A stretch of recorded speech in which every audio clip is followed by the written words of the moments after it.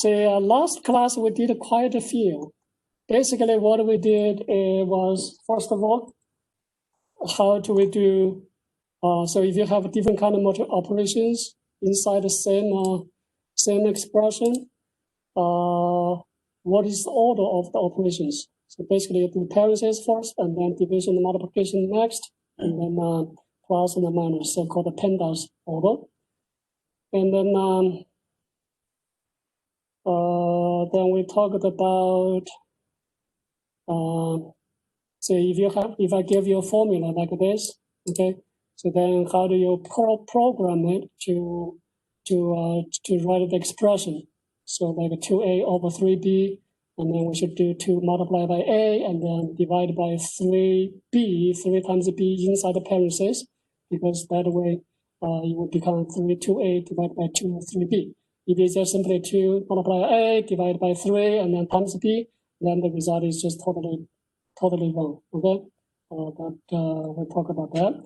And then we use examples to talk about how we are going to handle inputs from the interface, and how we get the result and then display it on the interface. And so we just have some examples.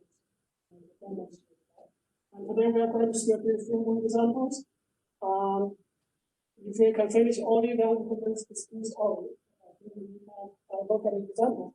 We quite a few. So basically, we are in very good shape. So in terms of how to handle interface. First of all, on the interface you need to be Xbox, you have table, you have Xbox, you have video documents, you have people already some other things, right? So you need to declare a variable that will be of right type to be ready to accept the data on the phone. Okay? So, for example, the data the user is going to be entering code is kind of date, and data time. Given data, the user is going to input is like a variable, is like a decimal numbers, and it's kind of problem. Right? In data, the user is going to input code about the name, the job, title, all that is text, and string. Right? And then use that variable to and then equal to whatever controls text, controls value. Text box value, or value, or the school bar value. Professor, we can't hear you. Your voice is not clear when you're out, when you're far from your desk. What is wrong with this microphone?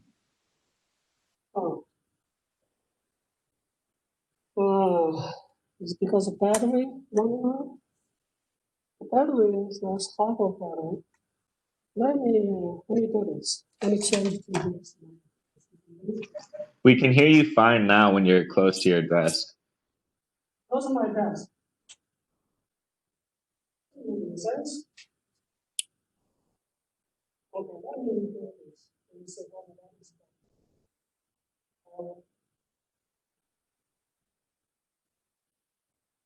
This one's supposed to be. Let's try this one.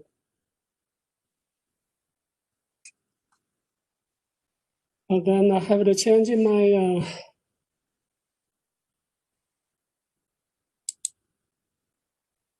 my microphone settings. New options, switch audio.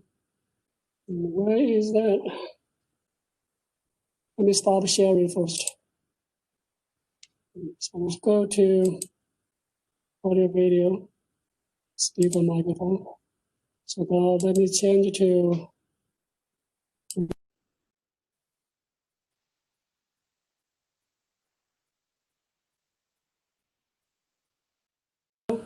working. So let me test this one.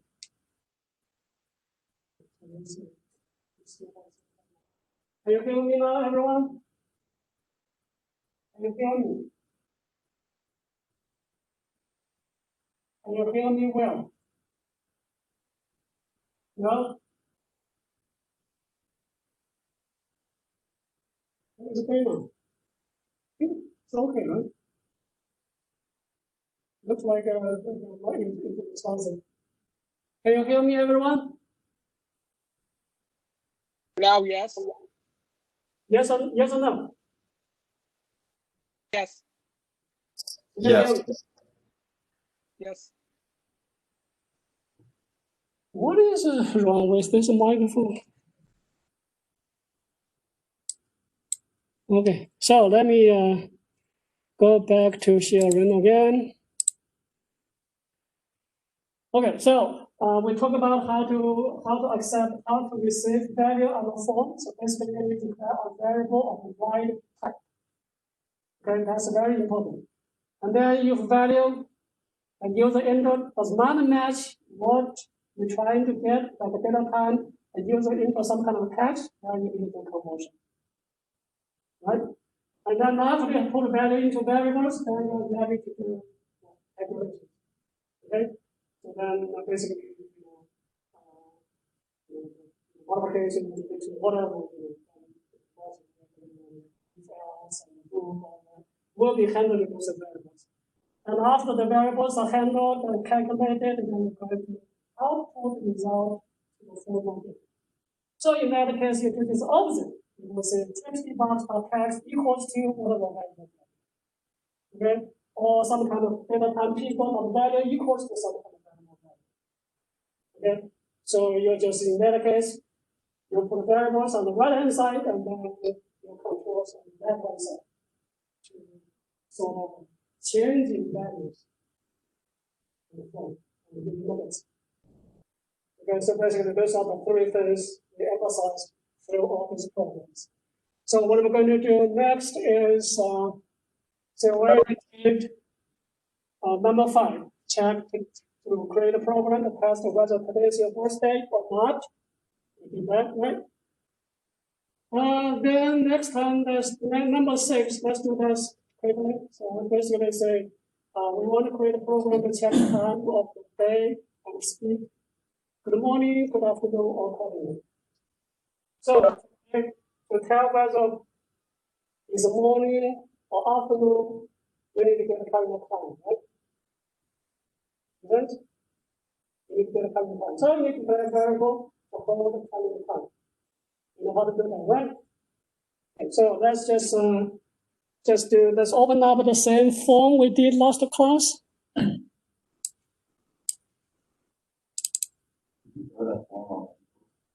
That form, okay, that was a third example. Let me do that. Just go to, oh, by the way, today I had one last student ask me how to submit your Visual Studio project. Okay, so make sure you save your project to the place you can find. So for example, last time we saved to this .ex, right? And when you open that, you should see two, like one file, like this one, this shape, and then one photo. Okay, so don't just submit this this file to me, or just this photo to me, or some files inside that. Don't. Okay, just submit. You need to submit the whole thing without the change. Okay, just original thing. So let's say this one. This is the entire photo you need to submit. So just right mouse click and go to send to compressed photo. Okay, and then after you double click on that, you should see the photo, and then double click on that, you should see the photo and the file. Okay, and double click on the photo, you should see there's something like this. Okay, like a bin, object, or properties, and then double click on that, you should debug a bin, and then double click on that, you should see those kind of files. Okay, so this is what I'm just telling you, that how to identify whether you have done it correctly or not. So after you submit the zip file, you can always download it back to your own computer and test to see whether you can see it. Okay, so for example, after I upload it and I download it back and then open it to see whether I send you the right thing. Okay, so now let me send this to eCourse.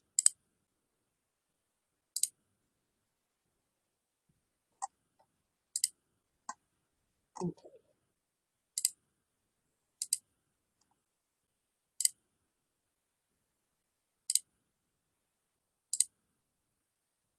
So that was 315, for example.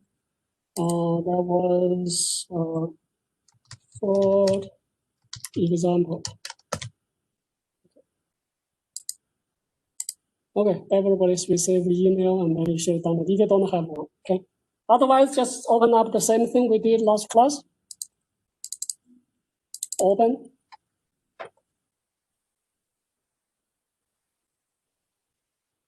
So also notice that, remember that we're trying to compress the table photo. When you exit, you need to schedule. So just create the schedule, close it, and then exit. Okay?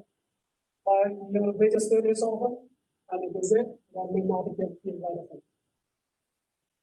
All right, so now let's say this is the form we did, which is put a bunch of things in here. So I'm going to put put a code behind this button again. So when basically I will when I press this button, I want this maybe the first box to tell me whether it's good morning or good afternoon or good evening. Okay, so let's double click on this button. Is everybody ready? Everybody ready? After you download the zip file, just drag the photo out. Okay, drag the photo out. Don't you cannot just open inside the zip file. Okay. Ready, everyone? Good. So let's double click on the. So when I double click on the button, that means just choose a default event, which is click. Okay, default event is click. So otherwise, you have to go to the event list or pick up the right event and then double click there. Okay. So let's say we did the best date at the birth date. So now I'm going to comment that group, that code, that group, the block that code, the block code also. So comment out. Okay. So I'm going to do our next example, which is to say good morning or good afternoon. So the result, good morning, good afternoon, you need a variable to hold it, right? So let's declare what kind of variable is that? String. So let's just say string greeting, right? So that's going to hold good morning, good afternoon result, all right? And then we need to get a current time. So whether it's morning or afternoon or what, right? So for that, I can use data time. And then I just say current time, okay? And to get a current time, you can assign the data time now. Data time dot now. That will give you the current system date, system time. Okay. So I declare the variable and also put a value into it right away. So in this case, it's not getting data from user interface. Instead, it's getting data from the system. The system will tell you that, what is current time, and then your current date, then current time will be able to find what is current hour, minute, second. Okay. So after you have current time, the time has the year, month, day, hour, minute, second, all that. So I'm going to just get the current hour only. Okay. So current hour, that's integer, right? So integer hour is equal to current time dot hour. You see that? So it's all about declaring variables to hold the right kinds of data. And after we have hour, so hour could be 0 to 24. Okay. So if it is before 12 o'clock, then we can say good morning, right? So let's say between 6 and 8, between 6 and 12 is the morning. Okay. So let's say if hour is bigger than 6. Okay. And this means and, 2 ampersand means and. Okay. And age is less than or equal to 12. Okay. So if that is the case, then we know the greeting should be good morning.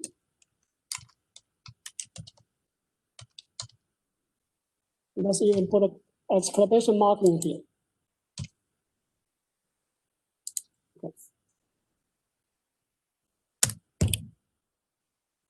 Okay, just make sure you bend your code as like what I did, in different layers.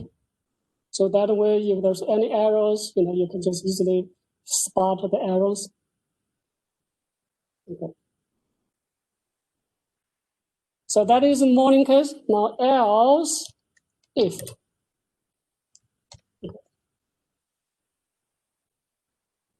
We are going to learn decision this decision control, if else decision control. Basically you have an if and then what is condition.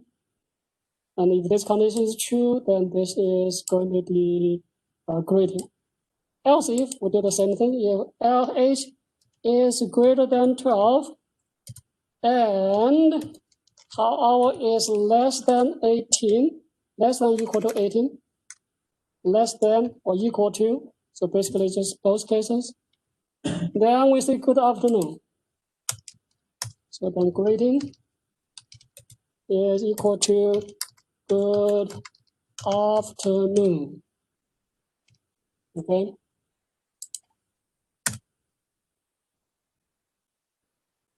And the final case, so else, so if it's not between those times, then it must be evening, right? So we do not have to have another if, so just else. So all other cases, then we say greeting is equal to good evening. And semicolon. So make sure every sentence ends with semicolon. So semicolon. So that is important. Every statement ends with semicolon. And so remember, just say, I like to. Now let me tell you this. I try to make a class more interesting instead of just statically, do a little bit, and then, maybe a lot of times, especially at the beginning, may not be very interesting. So I like to pull some things from the end of the class or middle of the class to the beginning of the class, so that way we can have multiple opportunities to learn, to reinforce. Okay. So if else is one of the very important things we are going to learn in this class, and other things with like loops were very important, and how to create the functions are very, very important. So trying to spread out the difficult jobs into different periods, different classes, so that way we don't have to feel so much difficult at one time. All right. So if else, just remember the syntax. If, and then put conditions inside the parentheses, and then you put curly brackets and put a code in that. Okay. And then else if, this is logic. So else and then if. So if you have more things to test, then just else if, else if, else if. Okay. But finally, if there's no more tests in other default cases, then just say else. Okay. Now we have variable, and the variable we have a result, and now we are just need to report the result using text box 1, right? txt1 text equals to greeting. Okay. So now you see that this time is perfect because there's no need for conversion. So this is text, and left-hand side text box is also text. So there's no need for any conversions. But in general, you do need a conversion, right? So if this is number or data time, then you need a conversion. Okay, so now let's run it, test it. So you should get one result, whatever this is good afternoon, right? So it's before 6 o'clock. So after a few minutes, then you get a good evening. Okay. All right. Okay, so now let's see our next job. Where is right here. So we did number 5, test with today's birthday. Number 6, that's just we just did. And now let's practice integer division and the modulo. This is the remainder thing. So we want to write a program to split this whatever number of seconds into hours, minutes, second. Okay. Just simply split, whatever integer. Okay. So whatever number of integers. So actually we can just use the first box to put a number of seconds. And then let's create 2 more boxes. box 2 for hours, box 3 for minutes, and then box 4 for seconds. Okay, so we'll create 2 more boxes. Okay, let's go back to the form again. So we already have 2 boxes. So there's a box 1 and box 2. And now let's just put 2 more boxes, okay? X box.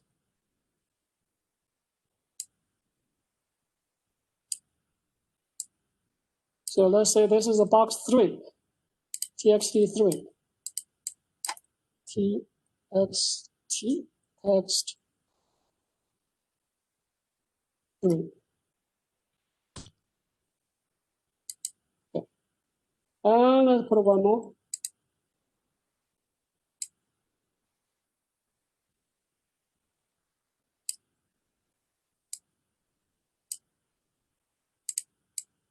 txt4.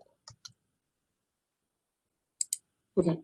So once again, I want the first box to show, to put like a total number of seconds. You can put any number of seconds in the first box. And then that total number of seconds will be split into hour, minute, seconds. Total number of hours, and then total number of seconds, total number of minutes, and total number of seconds. Okay? All right, so after I have that 2 boxes, I'm going to use same button. So instead of creating more buttons, I'm going to use the same button again. So this time we have to comment the code I just wrote.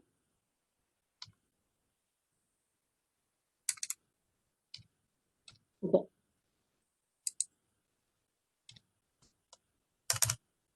Okay, so comment that out, and now let's say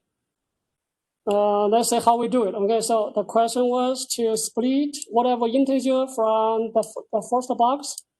So somebody will put an integer here. Okay, so now you need a variable to receive it, right? What kind of variable to receive? Integer, yes. I think so. You have a question? I think I'm recording, right? Yeah. Yeah, it's recording. Okay. Thank you. Thanks for reminding me. All right. So the first box is user is going to put a value. The value is going to be integer. So you are going to declare a variable to hold it. So of course you're going to declare an integer variable. So let's go to the end. So integer. So whatever integer, say x. Okay, does not matter which one. Okay.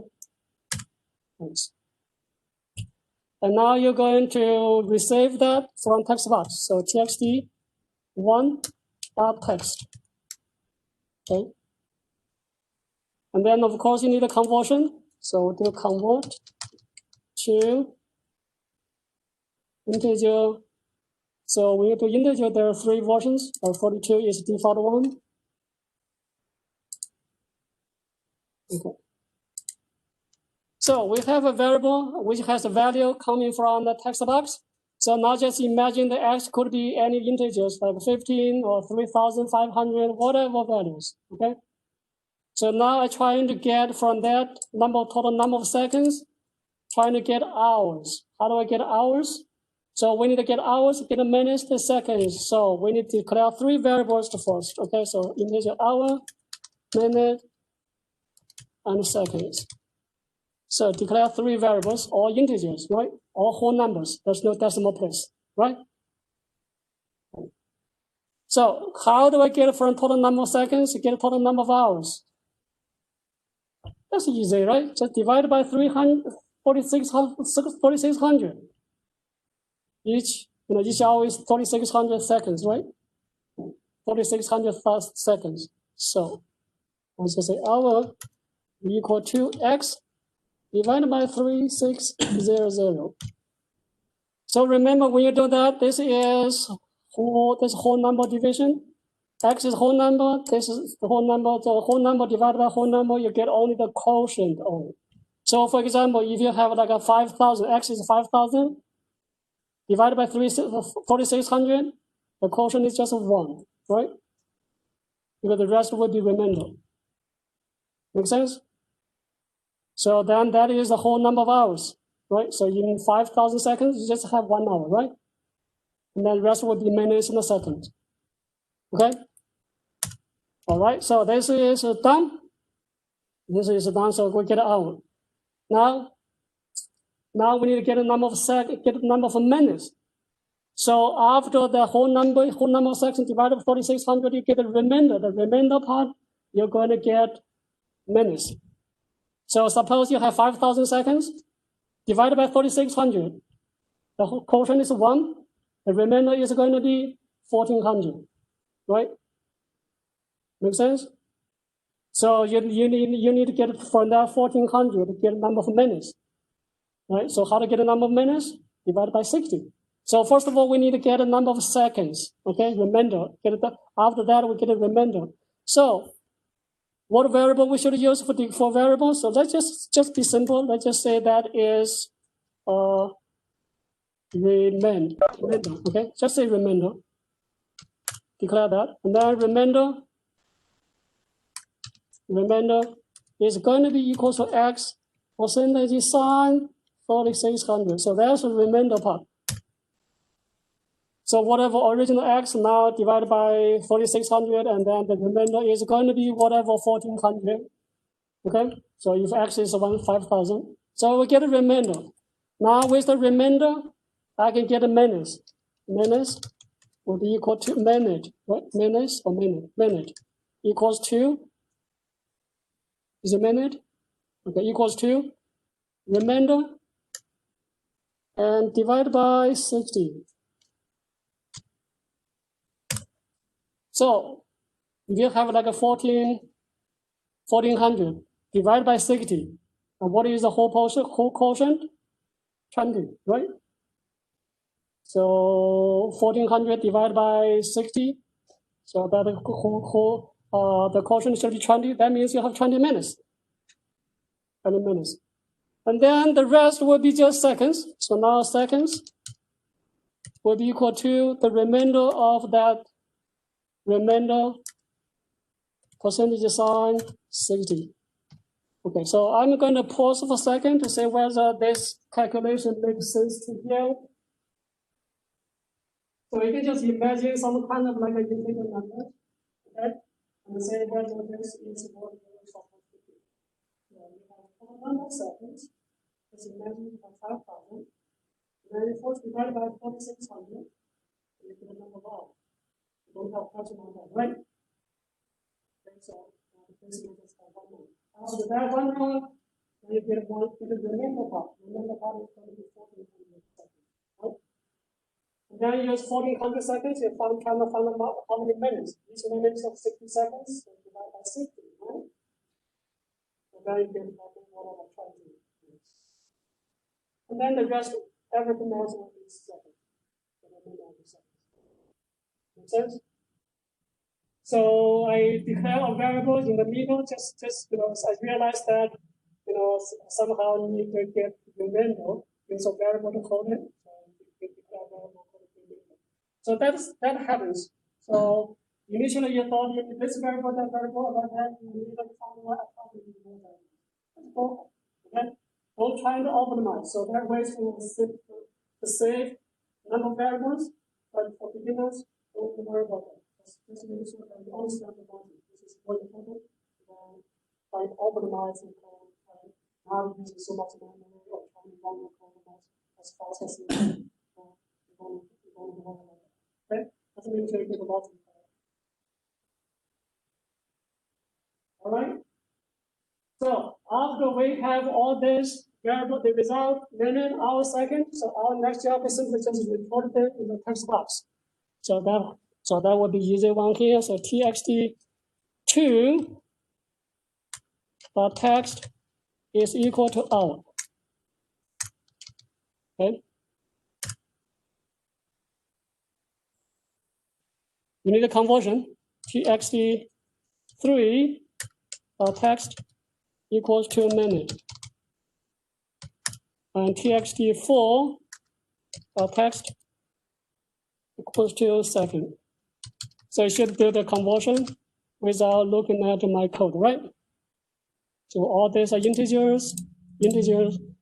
But left-hand side, you're trying to put in, trying to assign values into it. There are text boxes. So you will convert string.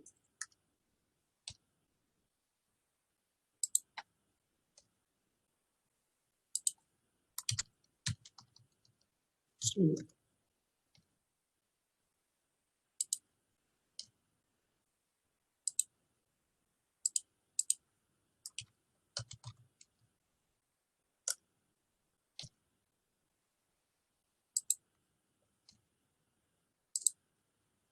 All right, there you go.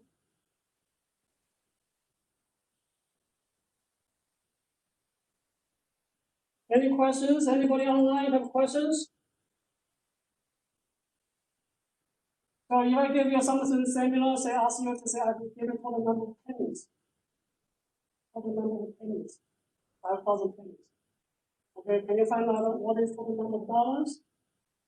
Okay, and then quarters, dimes, nickels, and the pennies. You do that? Pretty much the same idea, right? Okay, divide by 100, then you get the number of dollars. And then you get the remainder part, goes to the number of quarters, divide by 25, and then take the remainder, and then divide by 10, right? And then divide by 5, and then divide by just pennies. Right? Make sense? All right. Let me look at. You want to try? You can go ahead and test it. Should be working, no problem, right? So let's just type any big numbers in here. Compute. Oh, crashed. Does anybody understand why it crashed? Because this value is too large. It's bigger than integer can hold. How large integer? Remember, integer has only 32 bits, 4 bytes. It can only hold up to 2 billions. Okay, so if you have a number large, you anticipate number larger than 2 billions, then you probably need to use long integer. There's something called long. Okay, so I'm not going to do that. So just trying to put a smaller number. Okay, so you get a number of hours, minutes, seconds, like that. Okay.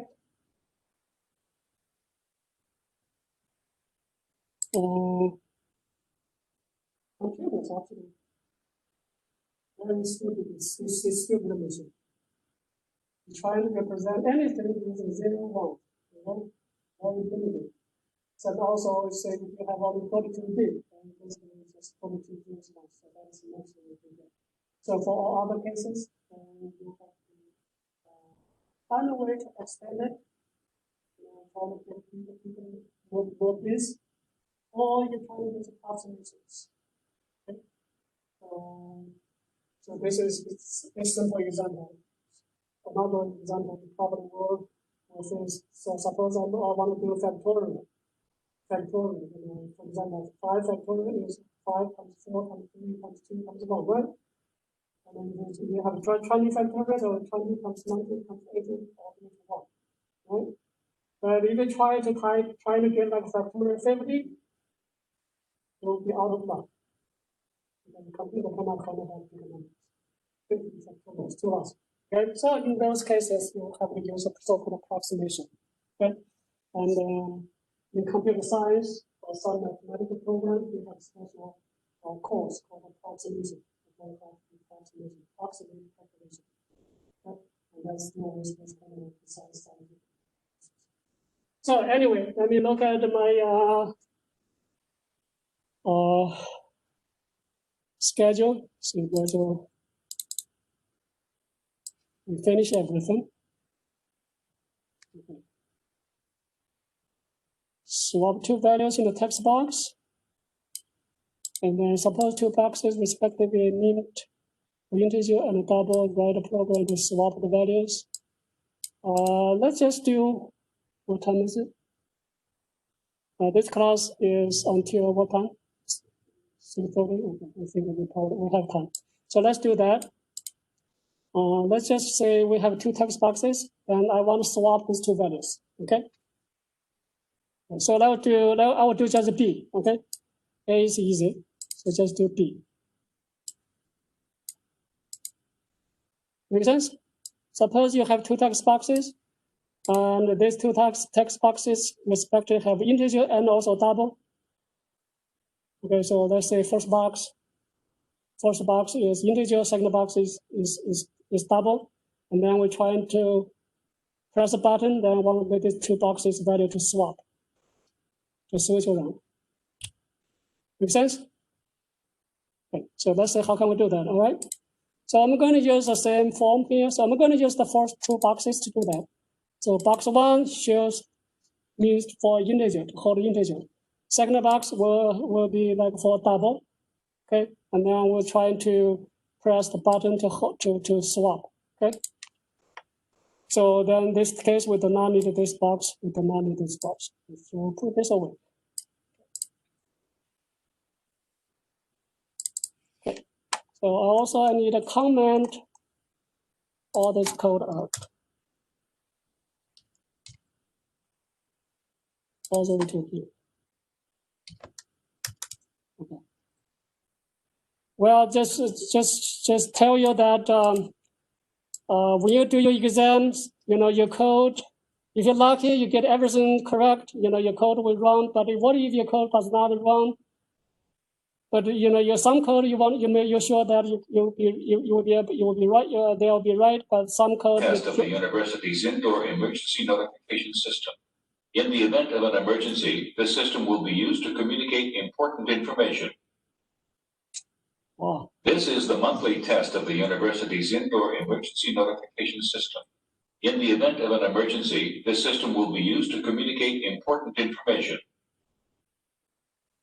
This is the monthly test of the university's indoor emergency notification system. In the event of an emergency, the system will be used to communicate important information. This is the monthly test of the university's indoor emergency notification system. In the event of an emergency, All right, it's over. Okay, people online, can you hear it? All right, so anyway, so I'm going to create a variable to hold those two values, right? So I'm going to say integer x, that's going to be for the first one, and say double y, that's going to be for second box, right? Okay, so let's say x is going to be taken from the first box, text, okay? And y is going to be from second box, text to text. Okay, so let's do conversion. Convert to, first one is integer, right? So convert to integer.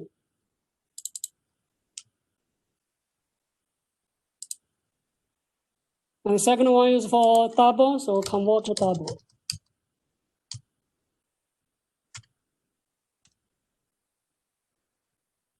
Okay. So now we have two values. Now let's say I want to swap these two values. So I want to make x equal to y, y equals to x. Okay, now let's say whether that will be correct. So if I do x equals to y, and y equals to x, can somebody tell me whether this is right or wrong? What's wrong? Equal to the same thing. So now let's look at the logic here. Okay, so if you do y, forget about the type conversion for now. Okay, so y equals to x. So you're going to put y into x, right? You're going to put y into x. Okay. So now what is x? Original x was whatever value, which is integer, but now that is replaced by y. And the original value will be gone, will be wiped out. So remember, in the house, we'll say x equals to something, original resident will be kicked out, will be removed. Okay, and the new resident will come in. So now this case, y will be So if you put x, let's just imagine x equals 2 and y equals to 1, like 3.5, right? So then you're trying to put 3.5 into the x. The original 2 will be gone forever. And so what happens next? Then you make y equals to x. Make y equals to x. X, we remember you put y into x in the first place, so x will become 3.5, and actually because it's double to integer, it will be converted, right? So you basically in this case you're only going to get the integer portion only. So you just put like an explicit cast, okay? Because otherwise you're gonna get it as Coley red arrows because you have type mismatch, right? So this is a double, which is a bigger guy, and I'm trying to put into a smaller house. Then you have to shrink, cut this bigger guy into smaller one. Okay, so this is what happens. So the y is not, so if y equals 3.5, but now after the shrinking, that y will be equal to 3 only, the integer portion only. And the 3 becomes, and 3 put into x, so x is now 3. And then after you do this, y equals to x, then y equals to 3 again. So that is not essentially swap. Original 2 is gone. Original 2 is gone, right? Make sense? Okay, so how can we do the swap? Well, before we put values into x, we have to make sure that the value is temporarily stored somewhere. And then I'm going to copy that temporary value into y. So I'm going to declare a variable, so maybe call temp equals to x first.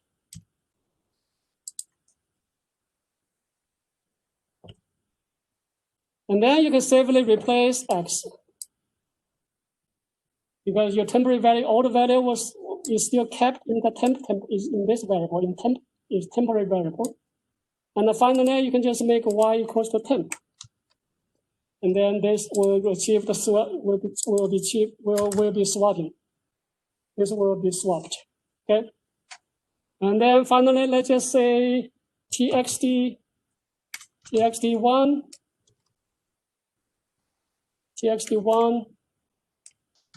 dot text equals to still x, and the txt2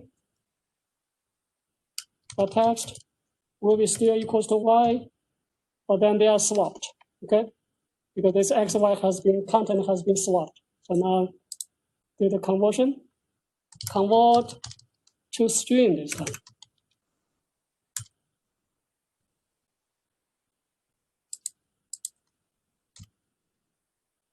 Same thing here, convert to string.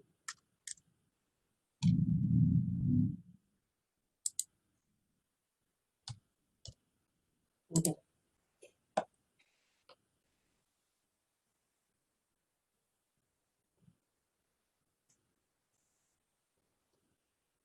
Okay, so that basically, this is the example, may not make a lot of sense, but it just tells you that in case you need to swap, before the swapping, you need to hold the original value.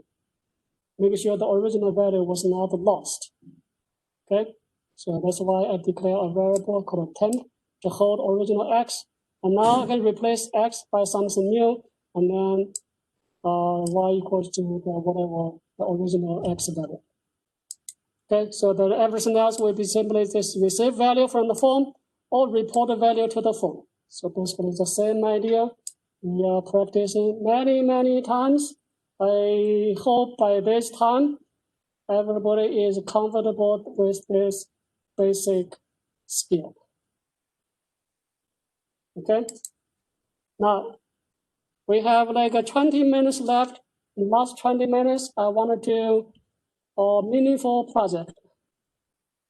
Okay, so let's go to create a new project. So make sure your old one is saved, okay? You save everything. So go to new project. And then just C# and also Windows Forms. And this one, I want to create something called a photo viewer. Okay, I can save into the same place, my desktop 350, but you can save to desktop. Okay, just make sure you save to the place you can find. Okay, maybe you have a Jumbo Drive, you always put things into Jumbo Drive. Okay. Are you ready? Okay. So I'm going to create a photo viewer. So basically you have button, you find the photo, and then the photo will be displayed. Okay. Press OK. Okay, so there's the first part is not new. Basically, we need to create a picture box to show photos. Picture box. Let's make the picture box large as possible. Okay. And then let's give a name for the picture box. So let's just say this is photo. Just photo. Okay.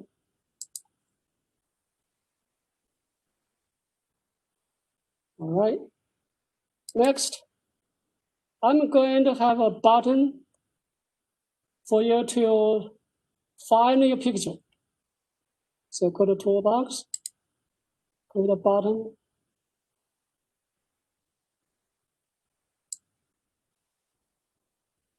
So let's put a button, doesn't matter, put a button here. Okay, so let's give a name. Let's say this is a button, btn, browse. B-R-O-W-S-E, browse. Okay. So then this text is a browse. Okay. So after you press this button, you can go to find your picture and then load the picture. The picture will be loaded here. Okay. And then the file you loaded, I'm going to also put the file name inside this text, create text box. The file name will be displayed in the text box. So create a text box. Text box.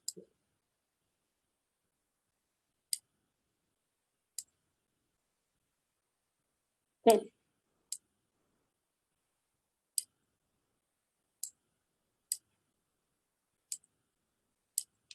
So for text box, let's give a name. Let's just call that as txt file.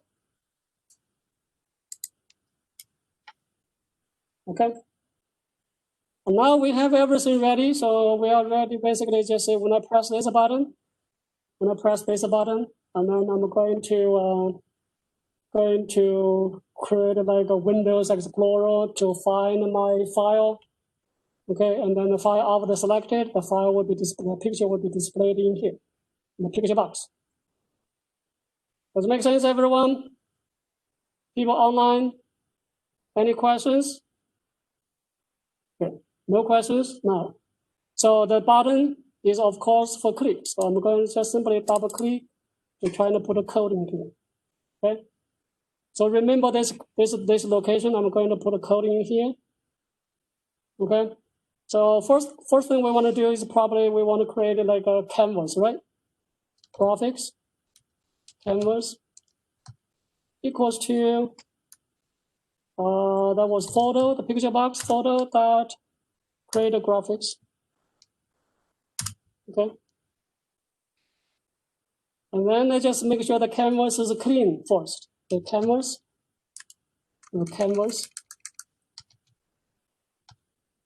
dot clear. So I'm going to use color, so white color to clear. White. Okay, with white color to clear the canvas. Okay, so this time we are going to draw pictures, so there's no need for pen or brush. Okay, no need for pen or brush. However, when I press the button, besides this canvas, we also need to find a picture, load a picture. Okay, so I'm going to create like a Windows Explorer so that you can navigate to different folders or pick up a file and then load. All right. And to do that, we need to have something called Open File Dialog. And that is not in here. It's not by default. So we have to go back to all the way to the top, okay? You see a bunch of users, and today is the first time for you to add something in this users list, okay? So we are going to say using system.io, input, output. Does everybody hear? Does everybody see what I did? So just add one thing besides the existing ones. So we say using system.io for input output devices. So basically in that there's a bunch of input output things or objects we can use. Okay. So after we have that, now we're ready to go back to the original place to write the code. So the object we need is open file dialog. Open file dialog. And then let's just call that as my dialog. And then equal to new open file dialog. Okay. Remember class, object, constructor. Okay. So we did that many times. This homework, I believe I also asked you to write, just use your hand to write a few lines of code like this, to create a phone, create an airplane object, phone object, all that, right? It's just like that. Okay, so after we have file dialog, let's just set up like a initial directory. So my dialog, okay, my dialog dot initial directory. So let's say the beginning, you open the file dialog. Where do you want to search for Windows files? I want to search, say, initial directory is C:/. Let's just say I want to do that, okay? That's semicolon. All right, so now we have this. Do you remember what the backslash means? So remember when you put a backslash inside double quotes, it means a special character, like a \T, that means tab. \M means new line. \R means return, right? But here, this dash actually means the path in the Windows file location. So I want this to be not considered as that kind of special character. So there's a way to handle that. We just need to make that to be double slashed. Okay. So when you open the file dialog, the dialog will start from C drive. Open up C drive, and then you navigate to different places. Okay. And then we can also set up a filter. So let's say I only want to open up picture files. Okay. So like a JPEG file, GIF file, PNG files, and not any other files. Okay. So I'm going to say my dialog dot filter. And then this is how we set up a filter. Put inside double quotes first, okay? And then inside that, you're going to split into two parts. There's a pipeline. Okay? The first part can be any text. So let's just say I want a JPEG file. Okay? And then let's just say the file extension is going to be start.jpg, something like that. Okay? So this part is just text. It does not matter anything. But the second part is very important. Second part is actual file extension. And the file extension is start.jpg. And make sure there's no space before, no space after. This is exactly the file extension that will be used as a filter. So this is actual filter. All right, so this will allow us to open up JPEG files. So if you have more file extensions, you can just continue to add. So let's add one more, okay? Pipeline, and then after that, I'm going to split again, so two parts, okay? Two parts. So the first part is going to be text. So let's say the GIF files. And then just put, say, file extension is GIF, okay? So that is actually text, it does not matter. But the second part is very important, is star.gif. So now I have a second extension. Let's do one more. Let's say we have JPEG, like PNG files, which is actually very common in web pages. So let's create another filter. So pipeline again, and then we split in two parts. So the first part is PNG files, and then let's say PNG. Okay. And then the second part, just filter start.png. So let's just say we have only, so make sure there's no space before and after, okay? Just exactly like just whatever filter is to be used. Okay, start.png, no space before and after. And here, let's give no space before and after. Okay, and then this, no space before and after. There we go. So then we have a filter. So that basically we will be only looking at JPEG files or G files or that. Okay. And next, let's ready to open up the file dialog. So if, okay, so let's just my dialog that show dialog. So this will open up. And then this is a function. Okay, so we just parentheses. So after it's open up, then you're going to say OK and cancel two buttons.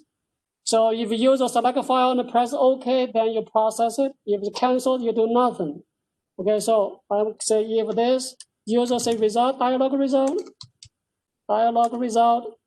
dot OK. Okay, so if dialog result is OK, so after it's open, the user press OK button. Then I'm going to process it. Okay, I'm going to process it. So what do we process? Basically, at that point, the user has already picked up the file, and now I should be able to have file name. So I'm going to declare a variable to hold the file name. So string file name. Okay, or maybe just string file name, does not matter. So declare that before if else. Okay, and now we can just receive the file name. Will be equals to my dialog dot file name. So when that dialog is pressed OK, the file is picked up and OK, then basically you'll get a file name from that dialog. And after you have the file, we are ready to create, to put that, first of all, let's put that in the text box, okay? So txt file.text equals to file name. So that variable file name is already have a file, the file name, the name of the file that has been picked up. And then we just put that in the text box. Okay, that's the first thing. Second thing we want to do is I want to say the picture file, I want to draw the picture file in the picture box. Okay, to do that, I'm going to create object called a bitmap. Okay, and then just say my photo object equals to new bitmap. Okay, and then parentheses, you're going to specify the file name. So just file name here. Use a file name to create a picture object. Okay, after you have a picture object, you're ready to draw it. So canvas dot draw image.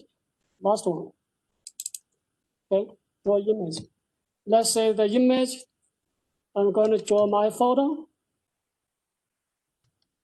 object.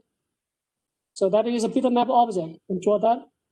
And then you can specify which place you want to draw. So I'm going to specify just top left corner coordinate. Okay, top left corner coordinate. So this is rectangle. And this is, okay, maybe this one. Float X, float Y. So that's top left. So if you look up here, X is the coordinate of the upper left corner. Okay, so I'm going to say 0, 0. The top left corner is 0, 0, right? So, and you can actually choose different one to make the picture shrink or scale is stretched. Just draw, just draw the original picture, whatever picture. Okay. All right, that's it. We are ready to show this picture viewer. So first of all, you probably want to download a few pictures from online. Let's go to Google. Let's go to University of Akron. University of Akron. .edu. Okay. Hopefully, yeah, this picture is good. So let's save that picture. Save that image. I will save to my desktop. Okay. So let's just say this is UA1. Okay. And we get a different picture somewhere. Maybe this one. That's good. Save that. And let's say this is UA2. Okay, so you can have a couple pictures, but now we are ready to test. Are you ready? So make sure your code has no problem. Just make sure build solution first. And it should have no errors. Okay, and now let's run it. Okay, so press the browse button. There we go. So now let's go to desktop and load UA1. Well, we have picture 1 loaded. Do it again. Text box UA2. Okay. So you want to make some little bit changes to make sure that the size is the same for all pictures, and just have like a width and height also specified when you draw image. Instead of just top left corner, but also you have like a width and a height specified. All right, so this is a meaningful project, and there's just a couple of things we learned here. First of all, does anybody have questions? Let me ask that. Is it working, everyone? Okay. Any questions online? People from online, do you have any questions? Okay, so if you don't have a question, let me just look at the code again, just explain. Okay, so what do we learn? Basically, declare variables. So we did that. So we use that to get a value from the dialog box. Okay, with the file name from dialog box. Okay, and then we create a canvas. Okay, and then we clear the canvas first, and then we draw pictures over it. Okay, so that is not new, right? We already did that many times. And then today we learned a new device called Open File Dialog, which allows us to navigate different photos, different files. Okay, so the way to use that is to simply use Open File Dialog, and push that, a new object, and then to open it, just this one. This code is to open it. Okay, and then after you open it, remember you look at here. You have open and cancel, right? So okay, this is okay or open. So basically, let's say select the result as okay, but this is have open. So if you choose cancel, I think there's also dialog result cancel. So if it's cancel, you do nothing. Okay, you cancel, you do nothing. But here we only say if dialog result is okay. Let me see whether there's anything else. So that's a dialog result, but and now we have a cancel, we have a board, and then we have equal to. We have okay and no, yes or no also. But there's no open, so it's okay. Okay, so okay is one. Okay. Okay, so this basically say after you open it, and then depends on what's the dialog result. If dialog result say well the user pressed OK button, then you just simply get a file name from it, and then you'll create a picture object and draw it. Okay, so that is simple thing. And then this text box will display the result, display the file, whatever variable file name into the text box. Okay, so it is not that difficult, right? Okay. All right, I think that's all I want to do today. Your homework is listed in the week 4 outline. The first part is just simply a few lines of code. You can just do it using piece of paper, write the line, write the code, and the second one you have to create a project and submit your project. Okay. All right. Anybody has questions before we conclude today's class? So let me stop recording.